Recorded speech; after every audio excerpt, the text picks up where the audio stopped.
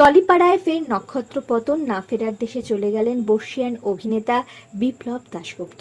তার স্মৃতিচারণ করতেই দেখা গেল সামাজিক মাধ্যমের পাতায় অভিনেতা জিতু কমলকে। আপনাদের সবাইকে স্বাগত সিনে গসিপে। না ফেরার দেশেই চলে গেলেন অভিনেতাকে হারিয়ে শোকস্তব্ধ জিতু কমল। অভিনেতা সামাজিক মাধ্যমে ছবিগুলি শেয়ার করে লেখেন, এটা কি হচ্ছে, কি হলো, কিছুই তো বুঝে উঠতে পারছি না।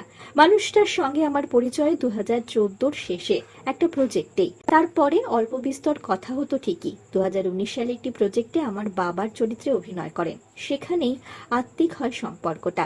2021-এ অপরাজিত বলে আমি একটি ছবি করি, সেখানে উনি আমাকে প্রভূত সাহায্য করেন উত্তম কুমারের ছবি দেখিয়ে।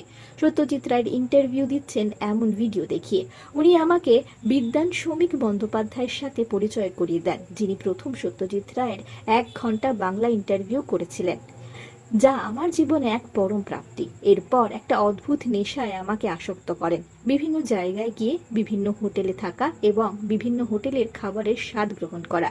এও যে ঘুরতে যাওয়ার এক ধরনের ধরন, আমি আগে তা জানতাম না। খুব স্পষ্ট মনে আছে, 2-3 বছর আগের ঘটনা। দার্জিলিংয়ে 2-3 দিনের জন্য ঘুরতে গেছি। উনি আলাদা হোটেলে বৌদিকে নিয়ে, আর আমি আলাদা হোটেলে।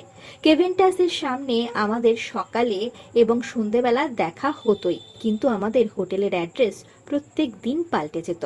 সত্যজিৎ রায়ের কণ্ঠ, উত্তম কুমারের কণ্ঠ কপি করে কত ধরনের মজার ঘটনা যে আমাদের মধ্যে ঘটেছে ঘুরতে গিয়ে বা আড্ডার অছিলায়, তা বলে শেষ করতে পারবো না। বিপ্লবদা, তুমিও একা করে দিলে। হাতে গোনা কিছু মানুষ এই ইন্ডাস্ট্রি নামক ফটকা বাজারে আমার শক্তি। অশুভ শক্তি দমনে তুমিও তো ছিলে আমার এক শিক্ষক। কোন দিকে যাচ্ছি আমরা কে জানে। আর্টিস্টের মাথারা জানে তো আজকে এক নক্ষত্র পতন হলো। যাই হোক, ভালো থেকো বিপ্লবদা, দেখা হবে তোমার সঙ্গে খুব তাড়াতাড়ি।